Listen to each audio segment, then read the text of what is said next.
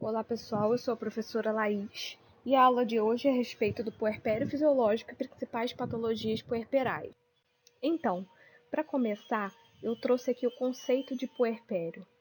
Então, o puerpério ele é um intervalo de tempo entre o parto e o restabelecimento do corpo feminino até o estado anterior à gestação. E é um período, pessoal, de adaptações de uma forma completa, né? A gente tem alterações biológicas, psicológicas e sociais. Então, eu trouxe esse link aqui a respeito da rede de apoio, que é uma coisa que vocês vão perceber o tamanho da importância assim que vocês forem para o campo de prática. Porque a gente sabe que a maternidade é algo grandioso, né? Mas que também traz muito trabalho e dificuldades para a mulher. Infelizmente, nós temos essa cultura social de que a mulher, ela precisa dar conta de tudo, né? Ela precisa dar conta do bebê, da família, de ser bonita, né? Da casa, da alimentação. Entretanto, a gente precisa desfazer isso. Por quê? Porque a mulher, ela precisa entender que ela não tem que dar conta de tudo e que é extremamente necessário essa rede de apoio, que seriam pessoas, pode ser o vizinho, pode ser um amigo, pode ser a própria família, são pessoas que vão facilitar esse processo, entendeu? Com pequenos gestos, oferecendo água, perguntando se ela precisa de ajuda para lavar a roupa do bebê, né, para preparar uma comida. Tudo isso vai facilitar esse processo tão intenso feminino. Por isso que é importante que a gente consiga conscientizar todos aqueles que estiverem ao lado dessa mulher sobre a importância desse apoio, né? De parar de achar que essa mulher precisa fazer tudo sozinha, né? E nós, mulheres, de acharmos que precisamos dar conta de tudo. Então, o puerpério ele tem a sua própria classificação. E por que é muito importante que a gente compreenda toda essa classificação? Porque ela vai nos facilitar compreender algumas situações. Por exemplo, mais para frente a gente vai falar de algumas alterações fisiológicas do parto. Por exemplo, o aumento de temperatura. Mas até que momento esse aumento de temperatura é fisiológico e a que momento ele passa a ser patológico? Entendeu? A gente tem a questão dos dias, por isso que é bem importante que saibamos essa classificação, né? Começando pelo puerpério imediato, que seriam as primeiras 24 horas, o puerpério mediato, que seria a partir desse primeiro dia, né, até o 10º dia após o parto. Temos também o puerpério tardio, que ocorre entre o 11º e o 45º dia após o parto. E, por fim, o puerpério remoto. Ele acontece, pessoal, a partir do 45º dia.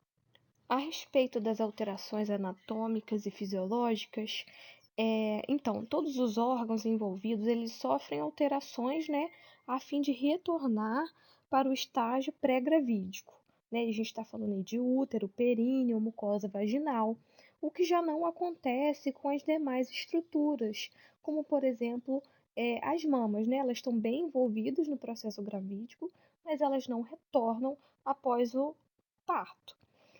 A gente tem também bastante sonolência e exaustão, principalmente após o período de expulsão, onde a mulher ela tem um desgaste energético muito grande, né? Ela apresenta sede intensa, que é extremamente compreensível, né? Mediante a desidratação e as perdas sanguíneas que são experimentadas durante o parto, né? Ela tem uma perda volêmica importante, fora que assim que começa a amamentação, essa sede, né, ela é aumentada, então a gente vai encontrar essas mulheres com bastante sede, e a gente tem que estimular que elas façam essa ingestão hídrica mesmo. Então, pessoal, algo bem importante para a gente falar é a respeito da leucocitose puerperal, tá? Que é esperada, podendo atingir aí até 20.000 leucócitos. Essa leucocitose ela pode acontecer por aí até a primeira semana pós-parto, devido ao aumento dos granulócitos, né, que são as células de defesa do organismo em resposta ao trabalho de parto. Por que é importante a gente saber isso? Ao pegar, por exemplo, um leucograma da paciente no hospital, se a gente se depara com esse valor e não compreende a questão do intervalo de tempo, lembra que eu falei da classificação do puerpério, e também não sabe dessa situação, a gente pode associar essa leucocitose ao aumento de temperatura que é fisiológico do puerpério a uma infecção, né? O que, na verdade, não deve ser tomado como uma atitude, uma decisão imediata, porque só esses dois fatores, eles não nos trazem que é uma infecção puerperal, né? Mais para frente a gente vai falar a respeito disso, vocês vão compreender melhor o que eu estou falando. Com relação aos achados normais, o primeiro ponto a gente tem que falar sobre a pressão arterial, tá? Ela deve ser compatível com a da gestação. Porém, a gente pode perceber uma hipotensão dessa mulher, principalmente uma hipotensão ortostática, tá, pessoal? Por exemplo, ao levantar, porque a gente tem uma diminuição da volemia circulante. Lembra que eu falei lá no slide anterior a respeito dessa perda de volemia após o parto? Então, é algo bem comum da gente encontrar. Lógico, tá? Tudo isso tem que ser observado de perto, porque uma hipotensão severa, hipotensões persistentes, mesmo em decúbito dorsal, a gente pode estar falando aí de hemorragia, tá? E com relação ao aumento de temperatura, nas primeiras 24 a 48 horas, a gente pode ter uma elevação dessa temperatura, tá? Ela pode ficar aí entre 36,2 graus Celsius e até 38 graus, tá? Isso é comum, sendo em resposta, né, a esse estresse fisiológico, essa leucocitose puerperal, ou até mesmo tá em relação à proliferação de bactérias vaginais que elas vão subindo para a cavidade uterina, tá? Mas isso não significa que essa mulher tem infecção, tá bom? É comum também a gente encontrar diminuição da frequência cardíaca, tá? Ela pode se manter aí entre 50 a 90 batimentos por minuto entre o sexto e o oitavo dia após o parto. Lógico, isso pode acontecer um pouco antes, tá? Lembrando que cada indivíduo tem a sua individualidade, né? Como a gente costuma falar. Essa frequência cardíaca também é decorrente da diminuição da volemia. E a frequência respiratória, a gente deve encontrar aí entre 16 e 24 incursões respiratórias por minuto. Então, a respeito das mamas, nas primeiras 24 a 48 horas, a gente deve encontrá-las flácidas. A partir das 48 a 72 horas, a gente vai poder perceber um aumento da turgidez mamária. E a partir dessas 72 horas, a gente tem a apojadura, que seria a descida do leite. Com relação ao tempo da apojadura, a gente pode ter uma antecipação, tá? Depende, da questão fisiológica e hormonal da mulher, principalmente quando a gente tem um parto vaginal. Por quê? Porque quando a gente tem o parto vaginal, a gente permitiu que o corpo vivesse todas as oscilações hormonais e principalmente o seu pico de ocitocina, tá? E com isso, a gente tem um adiantamento da apojadura. Em contrapartida, quando temos a cesariana, visto que esse parto é agendado, que o corpo não entrou no trabalho de parto, a gente tem uma demora dessa resposta de ocitocina e por isso a gente tende a perceber uma demora maior para a apojadura. Com relação ao útero, nas primeiras 24 horas, a gente tem que observar esse útero na altura da cicatriz umbilical e a partir daí ele vai evoluir 1 centímetro por dia, tá? Na primeira hora após o parto, a gente tem que avaliar a cada 15 minutos e a partir dessa primeira hora, vamos avaliar a cada hora durante as primeiras 4 horas. A gente vai fazer essa avaliação com toque, né? bem delicado. A gente precisa encontrar um globo de segurança de pinar, que eu vou falar mais pra frente para vocês. Vocês vão perceber que é como se fosse uma bola bem dura, tá? A gente precisa encontrar isso, porque se esse globo de segurança está formado, significa que a gente não tem hemorragia, tá bom? Nem risco de morte. Significa que esse útero está contraindo e que os pequenos vasos estão formando os seus pequenos trombos, tá? Para fazer com que a gente não tenha um sangramento intenso. Anteriormente estávamos falando, né, sobre os achados normais. Então agora eu vou trazer para vocês a atenção aos sinais, tá? Tudo que deve nos soar como sinal de alerta, tá bom? Hipertensão, tá? Hipertensão pode significar uma ansiedade, tá? É comum que isso aconteça, né, esse quadro ansioso, mas também pode nos indicar uma pré-eclâmpsia, tá bom? Lembra que a gente falou anteriormente que a pressão arterial ela deve se manter semelhante a durante a gestação, no máximo acontecendo uma leve hipotensão ortostática? Então, hipotensão persistente, como eu falei, ela pode ser hemorragia, tá? Temperatura maior que 38 graus Celsius, persistindo por mais de 24 horas, pode ser indicativo de infecção puerperal, tá bom? Mas lembrando que é esperada uma elevação de temperatura corporal durante a apojadura. Quando temos taquicardia, tá? Lembrando, frequência cardíaca maior do que 100 batimentos por minuto, podemos estar falando de dor, febre, desidratação e hemorragia, tá? A bradipneia, ela pode ser efeito de medicações narcóticas. Quando eu falo aí, pessoal, de medicações narcóticas, eu estou falando, por exemplo, de morfina, medicações para dor, tá bom?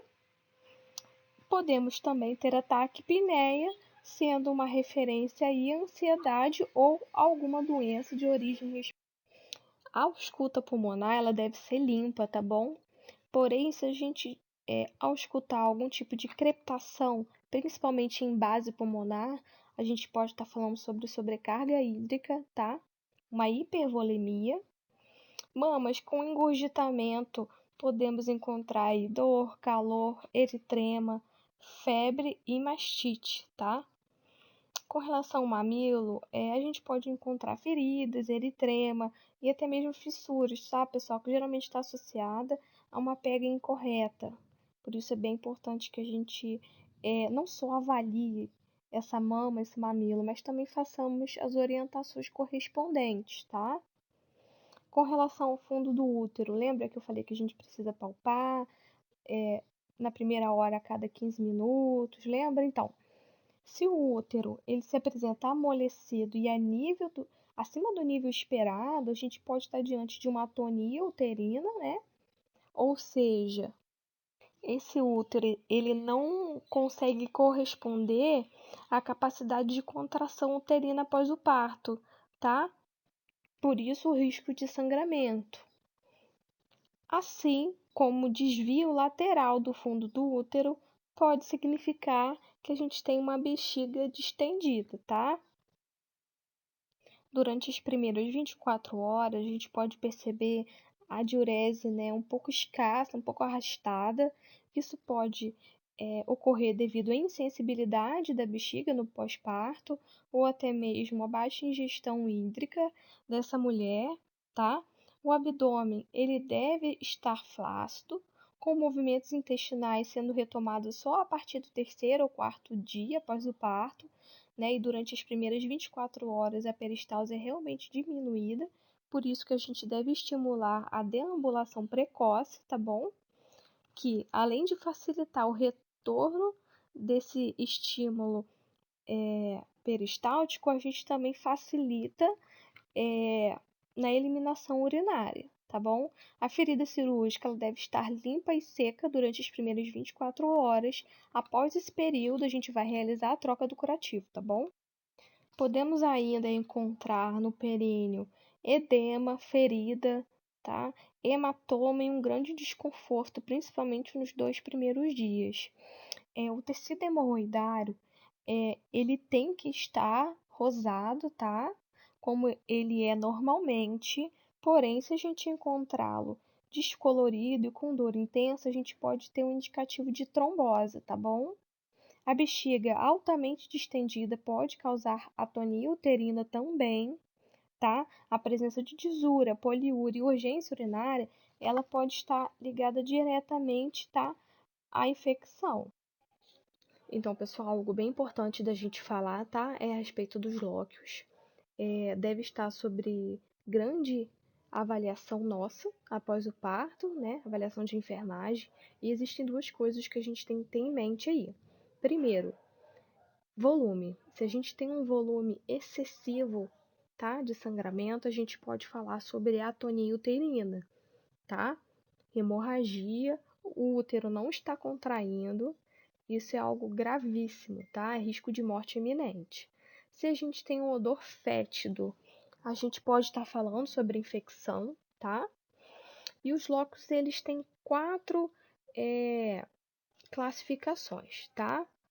Primeiro, coloração rubra, tá? Que é um sangue neocoagulado, ele tem um tecido histolizado e plasma, e ele é dos primeiros 2 a 3 dias. Ele tem um odor característico, tá? E ele tem uma coloração bem avermelhada. Temos também a coloração fusca, tá? Que é plasma, com hemácias em quantidade já reduzida, tá? Com fragmentos de tecido histolizado da decídua, que vai ser aí entre o terceiro e o quinto dia, vai ter um odor mais fraco, tá? E uma coloração acastanhada.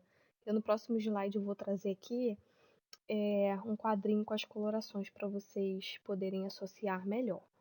E por fim, a coloração flava, que é uma exsudação serosa, tá? De células deciduais e muco, que vai se apresentar aí a partir do quinto dia até o 15º dia. Tem uma coloração amarelada. E por fim, tá? A gente tem o lóquio de coloração alba, que é feito com células deciduais degeneradas já, tá? Com epitélio cilíndrico, leucócitos, muco, células basais, e ele vai estar presente a partir dos 15 dias, tá? De puerpério. Tem um odor bem suave, é branco, transparente, tá? E esse endométrio ele vai começar a se recuperar a partir do 25º dia após o parto. Então, eu trouxe esse quadrinho aqui para facilitar para a gente, tá? O primeiro aí é a cor rubra, que é um vermelho intenso. Depois, fusca, já com acastanhado, flava, amarelado e alba, já branquinho, bem transparente. Aqui só para ilustrar o que eu já tinha falado anteriormente a respeito do globo de segurança de Pinar, tá? Que é a trombose local dos vasos e que em 24 horas o útero deverá estar no nível da cicatriz umbilical, firmemente contraído, né? Lembrando, como eu falei para vocês vão sentir como se fosse uma bola endurecida, tá? É bem fácil de se perceber, tá bom? Então, durante o trabalho de parto vaginal, a gente pode ter algumas lacerações. Então, eu trouxe aqui a classificação delas. São 4 tipos de laceração, sendo a primeira englobando pele e mucosas. De segundo grau, ela atinge músculos perineais, porém não atinge o esfíncter, tá? Anal. Já no terceiro grau, além dessa lesão de músculos perineais, a gente tem lesão de esfíncter. E por fim, né, no quarto grau, a gente tem todo o períneo, já tem o esfíncter anal interno e externo e também o epitélio anal. Outra coisa que é bem importante da gente falar é a respeito da episiotomia, tá? O que é episiotomia? É um corte, como vocês estão vendo aí, que pode ser lateral ou então reto em direção ao ânus, que tem como objetivo o aumento do lumen do introito vaginal na fase expulsiva, tá? Ele pode ser considerado uma violência obstétrica quando feito de forma rotineira, tá? Vocês vão ver que pode acontecer da mulher nem saber que isso aconteceu, é uma técnica antiquada, antiga, que não deve ser mais utilizada, tá bom? A não ser que, por exemplo, a gente tenha uma emergência no interior de uma cidade onde não se tenha outros recursos e o bebê não consiga passar por esse canal vaginal. Aí é uma outra situação, mas a gente não tem por que mais utilizar esse tipo de método, tá bom? Então a episiotomia vai ser o corte e a episiorrafia vai ser a sutura desse corte, tá bom? Então, com relação aos sinais vitais, eles devem ser avaliados a cada 15 minutos durante a primeira hora após o parto e depois avaliados a cada 4 horas, quando a gente chegar aí à sexta hora, até as 24 horas após o parto. As mamas a gente tem que dar uma olhada a cada 30 minutos durante as 2 primeiras horas após o parto. Os lóquios vamos avaliar a cada 8 horas, tá? Se depois da primeira avaliação não percebermos nenhum tipo de alteração, tá? A evolução uterina a gente tem que ver a cada hora a partir da segunda hora após o parto até a sexta hora. É bem importante a gente falar sobre saúde mental no puerpério, porque lembra como lá no início eu falei sobre a questão da desmistificação da Mulher Maravilha, a mulher que é capaz de dar conta de tudo? Esse tipo de pensamento é um pensamento prejudicial à saúde mental. Além disso, a mulher ela deve ser protagonista desse momento, tá? E não o bebê, tá? Porque a gente pode perceber que após o parto, o bebê vira o centro das atenções e a mulher é deixada de lado, tá? Causando nela uma sensação de inferioridade, de esquecimento, de abandono. Tudo isso também é um fator prejudicial à saúde mental dessa mulher e já está passando por oscilações hormonais bem intensas. Então, a gente tem aqui, por exemplo, a blues maternity. O que é isso? É uma tristeza puerperal. E como que a gente vai identificar? Então, ela é comum, né, que a mãe sinta-se irritada, triste, chorosa, e isso alterne com uma felicidade intensa, com uma satisfação intensa. Lembrando, como eu falei já, devido a essa oscilação hormonal, tudo isso é passageiro, tá? E deve acabar até o final da segunda semana após o parto e não precisa de tratamento. Então, a blues maternity vai ser essa oscilação entre tristeza, cansaço, choro e felicidade extrema, que é passageira, tá? Ela vai desaparecer até o final da segunda semana após o parto. Já a depressão pós-parto, ela é muito comum, tá? Pode atingir de 10 a 20% das mulheres. E é um transtorno de humor, tá? Que pode iniciar já na gestação ou nas primeiras 6 semanas após o parto e pode persistir por um ano ou até mais.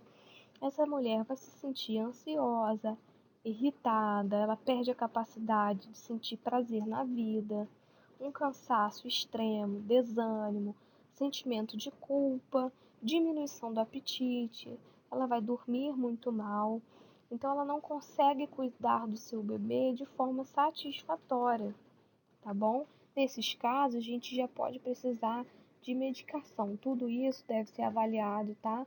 Pelo setor de psiquiatria, lógico, se possível também com um psicólogo. Então, pessoal, algo bem bacana aqui como orientação é que é totalmente desnecessário utilizarmos denominações como mãezinha para nos comunicarmos com essas mulheres. Por quê? É bem provável que cause uma grande sensação de desprezo. Por quê? Ela não é só mãe, ela é uma mulher primeiro, né? E ela tem que ser chamada pelo nome ou pela forma com que ela se sinta à vontade, tá bom? Então a gente precisa ter bastante atenção nisso, porque é muito comum ser visto nos alojamentos conjuntos, tá? Então, atenção ao prontuário e avaliação dessa mulher é muito importante. Tudo o que escrevermos no prontuário nos serve como defesa, tá bom? Então, Precisa ser algo bem minucioso, detalhado, assim como a nossa avaliação, né? Estamos sendo responsáveis aí por uma vida. Então, a gente precisa fazer tudo com muita riqueza de detalhes e atenção. Como eu já tinha falado anteriormente, estimular a deambulação precoce, tá? Para a melhora da função vésico-intestinal, mas principalmente, tá? Para não formação de trombos, tá? Que é a formação do tromboembolismo. É importante que a gente oriente a respeito das vestimentas, tá? Incluindo sutiãs que permitam sensação de conforto. Pode parecer algo redundante, mas às vezes falta realmente orientação e a mulher vai com, por exemplo, um short apertado, algo que seja muito desconfortável, né? Então é importante que a gente faça essa orientação desde lá do pré-natal, tá bom? O colostro ele se apresenta no momento do parto ou nos momentos seguintes, tá? E ele vai ser rico em proteína e anticorpos. E já a pojadura, que é a descida do leite, lembra que eu falei com vocês nos slides anteriores? Ela deve ocorrer entre o primeiro e o terceiro dia após o parto.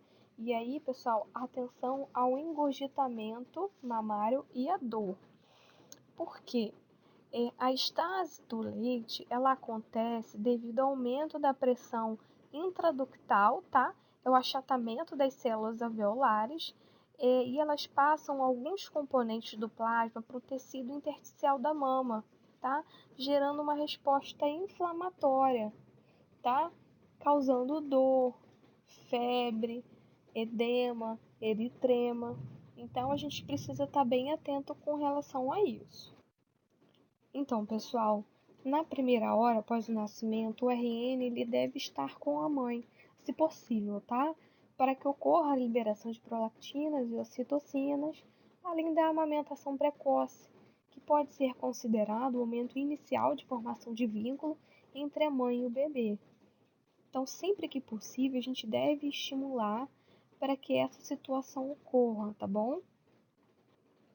Lembra que eu falei a respeito da importância da gente estimular a deambulação após o parto? Então, na gestação a gente tem o aumento dos fatores de coagulação, tá?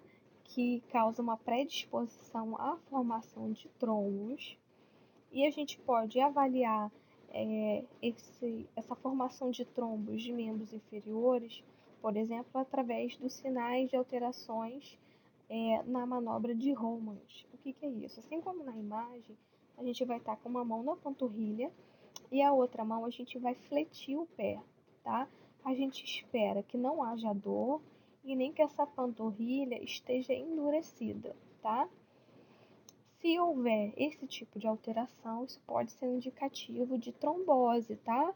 Para nós. Além disso, a trombose ela causa edema no membro inferior, causa rubor e bastante dor, tá? E a gente tem que estar bem atento a isso, porque quando a gente tem um trombo que solta dos membros inferiores, a gente pode causar um infarto agudo do miocárdio, a gente pode causar um acidente vascular encefálico ou até mesmo um tromboembolismo pulmonar, tá? Então é algo muito sério, tá? Que a gente tem que estar avaliando.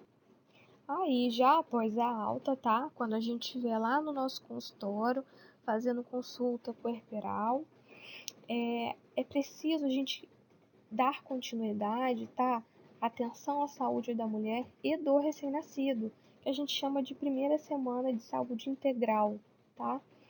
Essa semana é extremamente importante porque as situações de morbidade e mortalidade materna e neonatal acontecem justamente nessa primeira semana após o parto.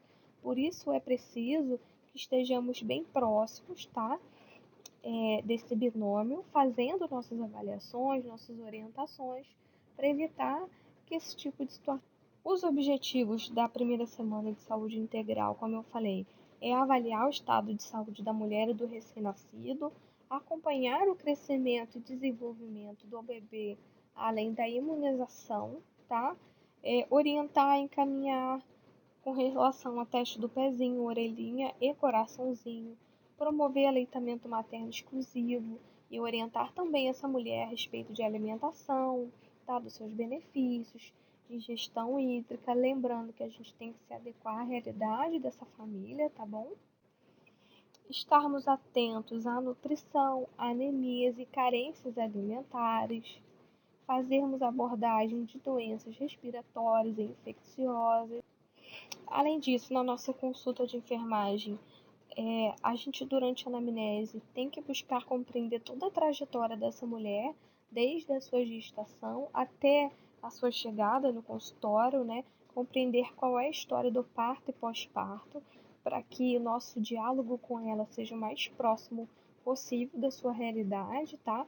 Porque conforme nós façamos boas estruturas de relação e confiança com essa mulher, melhores vão ser os nossos resultados, tá? Porque ela confia no que a gente diz. Se ela confia, ela pratica dentro, lógico, das suas possibilidades. A gente tem que falar sobre a amamentação, tá? Quais são as dificuldades dessa mulher, se ela está com a técnica correta, tirar suas dúvidas sobre aleitamento exclusivo, sobre os horários de alimentação, tá? Tenhamos que falar sobre o que é ideal para essa mulher comer nesse momento, o que não é ideal, né? Por exemplo, evitar açúcares, que, por exemplo, causariam cólicas no bebê, além da formação de gases. Devemos orientar a respeito da higiene corporal e íntima da mulher e do recém-nascido, falarmos sobre a ferida cirúrgica ou sobre a episiografia, fazer os seus devidos cuidados, falar sobre atividade sexual e contracepção, estarmos atentos a todas as queixas que nos for relatado. Além disso, não esquecer que durante o exame físico, tá? Devemos estar atentos aos segmentos corporais no sentido céfalo-caudal. Não esquecermos de fazer o exame obstétrico, tá? Vamos avaliar mama, abdômen, genitália, principalmente. Fazemos as medidas antropométricas do recém-nascido e fazer avaliações dos sinais vitais, tanto da mãe. Os métodos contraceptivos durante o aleitamento materno, a gente tem algumas opções. Primeiro, vamos falar aí que durante os primeiros 6 meses após o parto, a amamentação exclusiva, livre demanda, associada à amenorreia, significa diminuição da fertilidade. Então, essa mulher tem menos chances de engravidar novamente. Mas isso não significa que tenhamos 100% de certeza de que ela não vai engravidar, porque existem variáveis, né, no meio do caminho. Por isso que a gente tem que estar sempre orientando a utilizar o preservativo, tá? E como eu falei sobre as variáveis, a gente tem que considerar tempo após o parto, o padrão de amamentação, o retorno ou não da menstruação. Então é algo bem individual, né? Temos que olhar realmente caso por caso, tá? E deixar bem claro que não é algo 100%. Então, caso a mulher queira utilizar outro método associado, né, à questão da amamentação exclusiva, a gente primeiro tem que considerar os que são não hormonais, como por exemplo o DIU e métodos de barreira, tá? Como eu falei, sempre incentivar o uso de preservativos. O DIU ele pode ser inserido imediatamente após o parto ou a partir da 4ª semana após o parto. Porém, ele é contraindicado em casos de infecção puerperal até 3 meses após a cura. Por isso que é importante a gente conhecer todo o processo, tanto da gestação quanto o parto e o pós-parto, para que a gente possa fazer as melhores orientações e deixar essa mulher ciente do que pode ser melhor como escolha para ela. Além disso, a gente tem a mini pílula, que é feita de progesterona, mas ela só pode ser utilizada após 6 semanas do parto. E como eu falei anteriormente, a gente tem os métodos, né, já os de barreiros comportamentais. Com relação aos comportamentais seriam o de avaliação de muco cervical e também tabelinha, mas eles só podem ser utilizados após a regularização do ciclo menstrual. A amamentação vai ser algo que vocês vão escutar bastante, tá? Principalmente com relação às dificuldades. E essas dificuldades, geralmente, elas estão correlacionadas à pega incorreta, tá? Na região mamilo-aureolar, que faz com que a criança não consiga retirar o leite suficiente, e aí causa agitação e choro no recém-nascido, por exemplo. E além disso, a pega somente no mamilo gera dor e fissuras, que por consequências vão gerar tensão e ansiedade materna. Então a gente tem um total desajuste entre a mãe e o bebê, tá? A gente deve orientar para a recuperação dessas fissuras, como eu trouxe aqui nessa imagem, a utilização do próprio leite, tá? O leite materno e o banho de sol, além da correção da pega. Esses são os métodos naturais, tá? Existem métodos farmacológicos, pomadas, mas a gente tem que dar preferência à utilização do próprio leite, tá? E eu trouxe aqui o laser, que também tem sido bem utilizado. Eu não sei se o SUS já disponibiliza esse tipo de tratamento, mas tem bastante resultado positivo.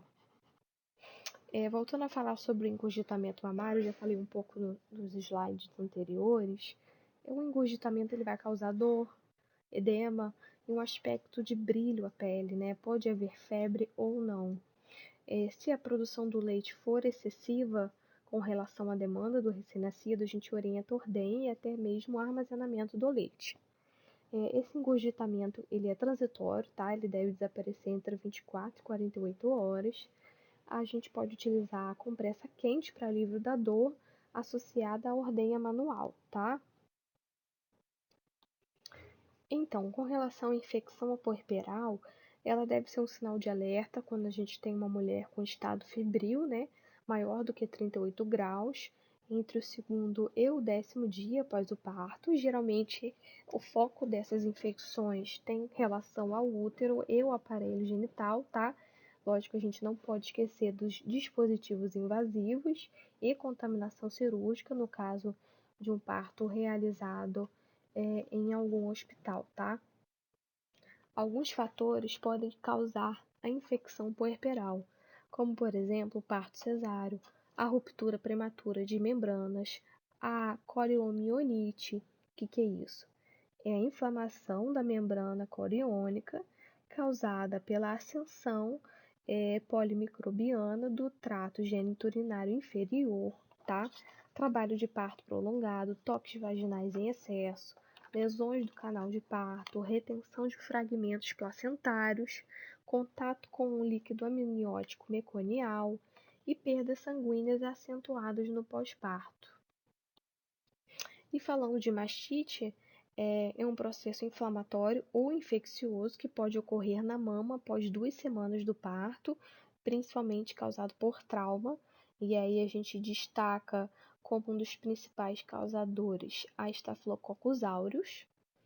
Geralmente, ela é unilateral e pode também ser consequência de um engurgitamento indevidamente tratado. E existem algumas classificações, né? Primeiro, a gente tem a ampolar. A ampolar, ela é a auréola como um todo ou parte da auréola, né, que vai ser lesionada.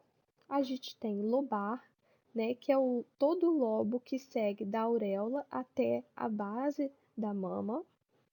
A glandular, que seria toda a mama da mulher.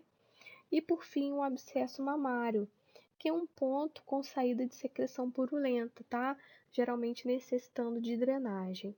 Lembrando que a amamentação, ela não deve ser suspensa na mama afetada, a não ser em casos de abscesso, também como forma provisória, tá?